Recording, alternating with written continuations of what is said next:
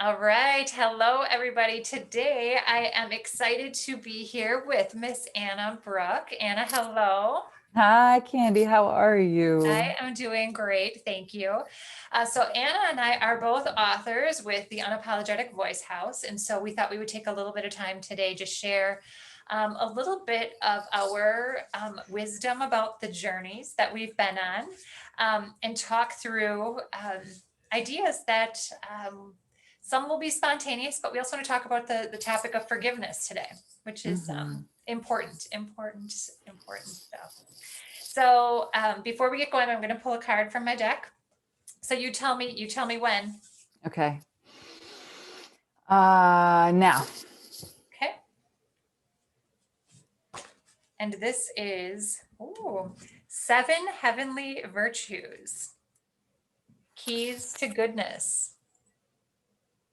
How I beautiful. know this is a beautiful deck.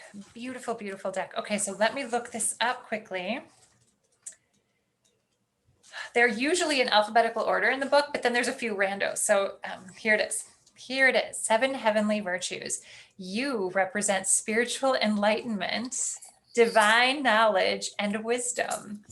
You have faith and believe in all that is good and meaningful. You have a deep intuitive understanding of God, the angels, and the universal spirit.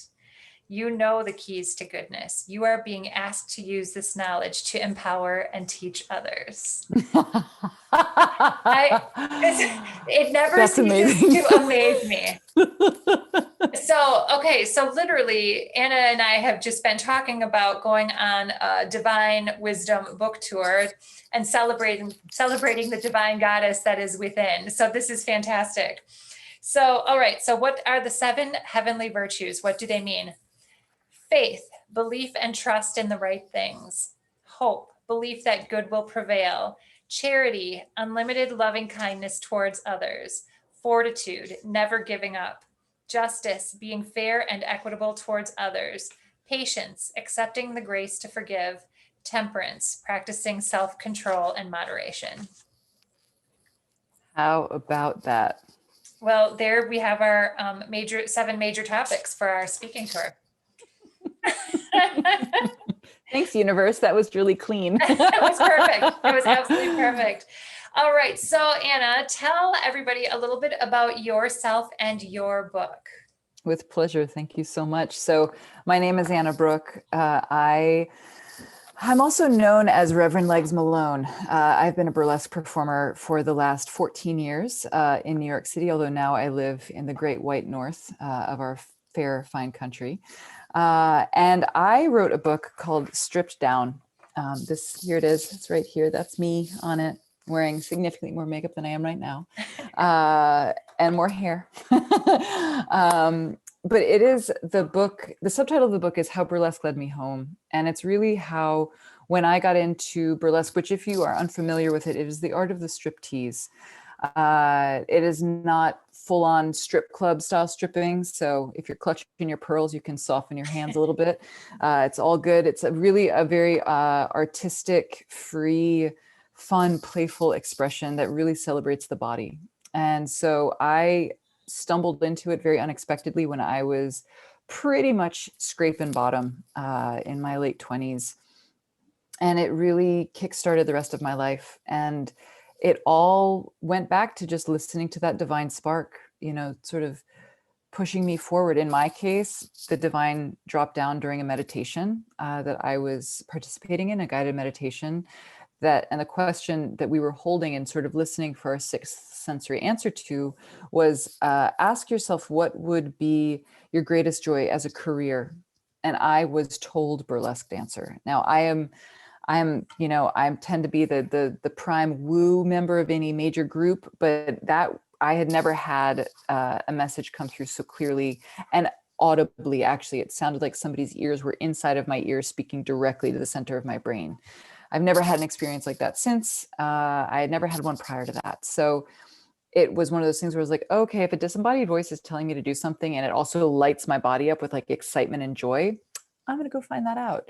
And so this book tells my story and all of the things I got to literally peel off of me, to strip away judgment, the urge to gossip when I'm, or to engage in what I would call low vibrational connection with others that does not support each other's light, that does not support, this gift of life that we are given for this brief yet fantastic time. So I will leave it at that, because I could talk about my book forever. But I think It's a beautiful book. The cover is stunning. You are incredible. And the stories within and the guidance within, I was just moved by. I know there were times where I was messaging you in the middle of the book, like, oh my gosh, I can relate to this part. And I just think it's about that journey of stripping down to your core and figuring out who you are and what your purpose is. That resonates with me so much, and it speaks to both of us, I think, in our books, the way that things came out. to that, yes, absolutely. So talk to me about the virtue, 7 heavenly virtues, the virtue of forgiveness, and a little bit about forgiveness today. This is, I just taught a class on it last night, so it's very present for me right now. Forgiveness is the highest and the hardest thing any human being can do.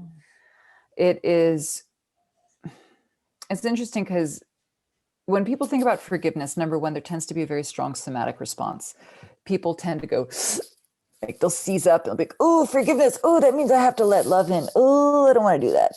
And it's, it's okay. It's okay, because forgiveness, I'm always open for miracles, meaning like forgiveness, boom, it happens. But forgiveness is a journey. It's engaging in the act of letting go of resentment, letting go of past hurt, letting go of burdens that keep parts of us anchored in the past. And when I really I'll use the word devotionally here, but devotionally engaged with the act of forgiveness, it was with one person that I had a very thorny relationship with. And I was tired of feeling like every time I came into conversation with them, that my whole body turned into barbed wire. And I didn't want that anymore. I was like, how can I shift this? And it was, it is the journey of forgiveness. Journey is the key word here. It is something that, as long as you have the intention, and as long as you are spending time with the forgiveness, whether that looks like I forgive so-and-so completely, whatever that looks like, if it's audible, if it's, you're writing it or you're dancing it out, it is spending time with what I'll call, divinely high energy. It is allowing love into the places that we have not let it in prior. And when we give permission for love to be present, it's human nature. It's part of our physical law here on planet Earth that when we come into proximity or closeness with an entity or a concept of high vibration, our bodies and our hearts are automatically going to try to reach that. It's one of the reasons why we can't live near high power lines, high tension power lines, because it's actually not good for your physical energy body, because you're like, oh, I got to go match that energy. Not our business to do that. But coming back to forgiveness, it really is about getting clear on how you want to be clear, free from the past. And forgive does not mean to forget. It means unhooking from that weight. I love that, unhooking from that weight. When I am a certified mediator, and we talk about forgiveness in that mediation space, and talk about it as being it's a two-part act. Not only is it you releasing, right? Like you're saying, I'm letting this go, I forgive. And it's the other person who is on the other side, like, in order for it to kind of be fully expressed, it's sometimes that other person releasing it as well. And the hardest part is that doesn't always happen, right? Like, it's even for ourselves. I have to forgive myself for certain things. And sometimes that's the hardest part, right? Like, I'm going to call myself into question on what my actions, my behaviors, or my beliefs were. And then I'm not going to sit here and beat myself up. I'm also going to release that. So it's that two-stage approach, right? Like, yeah, I think, and you just put your finger on it, which is forgiving the self, forgiving ourselves, me forgiving me. If there's anybody, if we had to choose one person to forgive, I hope that everybody chooses themselves. Because as I taught in this guest class last night that I appeared in, I had everybody write down everything that they have a grievance against, everything that they know that they want to or need to forgive. People, places, events, relationships, situations, systems, you name it. And I asked at the end, how many people here wrote themselves on it? And probably only half the class did.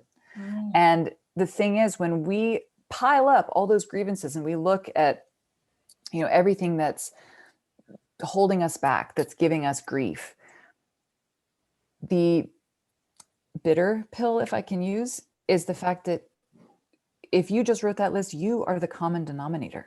Right? It's a mirror. All of those things. Precisely. It is a mirror. And it might not be one that's that comfortable to look in, but that's if the universe is like pointing you towards, hey, forgive you, you're the one who called it in. Like, if especially, and like, I'm just want to like touch very lightly on, victim mentality. If you are, and I talk about this in my book, if you are somebody who's like, the world happens to me, that is victim mentality versus I now happen to the world. Now this is not a good, bad, right, wrong situation by any stretch. I'm not going to shame anybody for being in a victim place. It is, however, an invitation to wake up into, oh, I called all of this into my lived experience, and now I get to play with unhooking it, untying it, and releasing it. Even if it takes the rest of my life, that, again, to use some divine terminology, that is holy work as far as I'm concerned. Yeah, I agree with you. And I'm doing my yoga teacher training right now. And the yoga teachers that I work with, we talk about themes of consciousness, and to stay in this theme of consciousness where you're unforgiving and unhappy and angry, or that victim mentality, staying in the lower themes of consciousness rather than unhooking, releasing, letting yourself rise out of that. So you can climb the ladder into states of love, into, happiness and freedom. That forgiveness, but it's hard. It's so hard. So hard. And it's so hard. And the universe will keep showing up to give you the same lessons unless you actually learn them. If your lesson to learn is forgiveness, you're going to have to learn at some point, or stay stuck there. Just stay stuck. And those lessons are just going to keep getting bigger and bigger and bigger. And if it's, when we get to wake up within that and be like, oh my gosh, here's the same core issue that's just getting louder and louder and louder and louder and louder, because my soul is asking for this to be released from my field, or, universe, God, however you want to call the divine intelligence, I am being guided to do this. And the more we resist that, to me, it's like, if there's anything that we are resisting in our lives, that right there is like, oh, what's that right there? There's a seed there. Plant that, play with it, grow it, nurture it, love it, show up for it. And I really think that all of those things are truly, they show up because they're a reflection. They're meant to show us something about ourselves. And how can we be called into our highest good? And it's a journey. That is an absolute journey. But again, speaking to the virtue of the heart and, the divinity that lies within our hearts, when we show up for love, we can do no wrong. And I mean, yes, there's something to be said where if we have a particularly, what I might say, a bent sort of view of what love is, we will get to see very quickly that, oh, actually, I get to educate myself a little bit more around what love actually is. I get to take off those blinders. I get to lift those restrictions. I get to let go of lack. Be like, oh, wait, I am of love. Love is my birthright. That's why I'm here. I am a being of love, even though sometimes I feel like a hot mess. There's still love present in that. Very much so. That is so beautiful. That is so beautiful. I talk with my daughter about this all the time. And if has to respond to something that maybe has her worked up, I will say to her, just come from a place of love. Just come from a place of love. Return to who you are and come from a place of love. And that's a lesson for me too. That is a lesson. That's a practice. It's something that is imperfect. And I failed 1,000 times over, but you are right. We are love. We are divine love. And if we can return to that source and come from that place, we will have such a tremendous impact on those around us. Amen to that. Amen to that. Oh, see, here we go. This is what we're talking about. When we do our tour, these are the things we're going to talk about. I can't wait. And, I'm already dancing. I can't wait. I love it. I love it. So if people want to reach out to you and talk to you about the work that you do, because I know you do some one-on-one work too, don't I you? do. I do. And I'm Share actually a little bit just about that. with pleasure. So I've developed something called burlesque therapy. So stay tuned for that. I'm just going to plant that seed. That's, that's coming down the pike. But right now I do work with clients one-on-one with several different modalities. They can go to my website, annabrookehealing.com for that. But the one thing I'm really excited about, speaking about forgiveness, is I've created an online program called the Forgiveness Lab. And it's specifically as a Sagittarius, as somebody who loves to be, I know, what's up, Sag sister? I am somebody who, if the work is not staring me in the face, I don't always do it. And I thought back to how valuable it was for study hall in high school, and how that was really the only time I would ever get my homework done, because there were no distractions and everybody around me was working. So this lab, it's 4 weeks long. It's one call a week for an hour and a half with lots of work on the side, totally optional, but encouraged if you wish. But it is the real time process of forgiveness. There are going to be real time exercises, written, spoken, you name it. So anyway, that's all that information is on my website, annabrookehealing.com. So if I'm somebody who's working to forgive myself, like we just talked about, or a partner from a past relationship, or a Mhm. friend or a family member, these are the types Mhm. of. Yeah. So if I can give you a quick sneak peek, week 1, forgiveness of self. Week 2, forgiveness of family, siblings, close people to you. Week 3, community and society. Week 4, systems and global functions. This is So fantastic. it's one I thing love a it. week. Mhm. And when will that start? March 2nd. March 2nd. Okay. All right. So that's fantastic. AnnaBrookeHealing.com. .com. Yeah. Okay, cool. So anything else? Any parting thoughts to share with people today?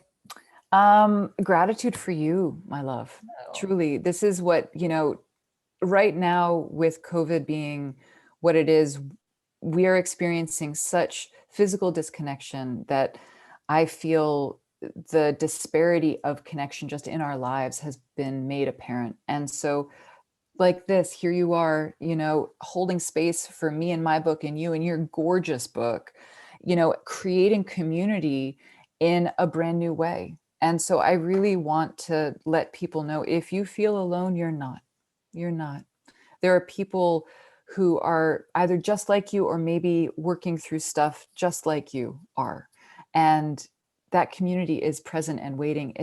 I want to encourage everybody to have the courage to change, because maybe your best life is waiting for you around the corner from simply one decision to join, to connect, to be a part of something bigger. beautiful, beautiful. Couldn't have said it better. So one last time, hold up your book for people to see. With pleasure, stripped down. Stripped That's down, me, Anna Brooke. perfect.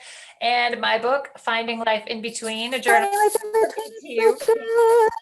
Both of us, again, published by the Unapologetic Voice House, which is a publishing house representing strong women voices. And so thank you. Thank you, Anna. I am so grateful for your time today. I'm so grateful for you, Candy. Thank you so much. All right.